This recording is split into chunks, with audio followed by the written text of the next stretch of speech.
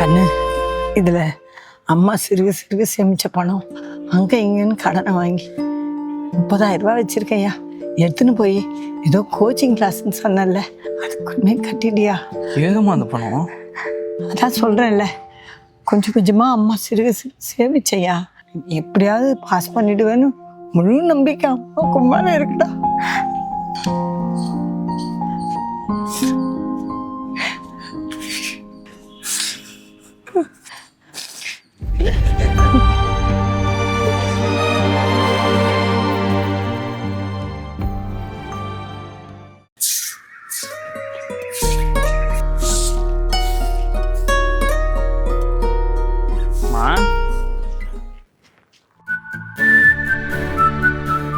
எனக்கு மாதம் சம்பளம் வந்துருச்சுமா. அது உனக்கு ஒரு பரிசு வாங்கியிருக்கேன். பரிசா? என்னடா வாங்கியிருக்கிற? கண்ணம் கூட அப்பதான் தருவேன். சொல்கிறேன். தண்டனை பாரு, அது திறந்து பாருமா.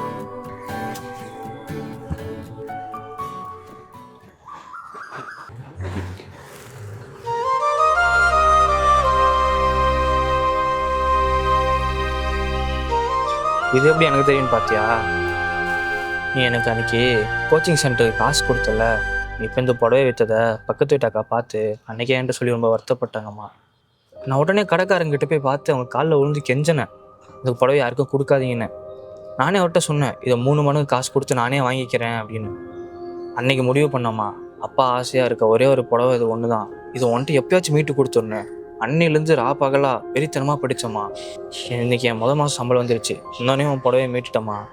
நீ எனக்காக உன் வாழ்க்கையே கொடுத்துருக்க. ஏதோ என்னால் முடிஞ்ச ஒரு விஷயம். ஆமாம்மா.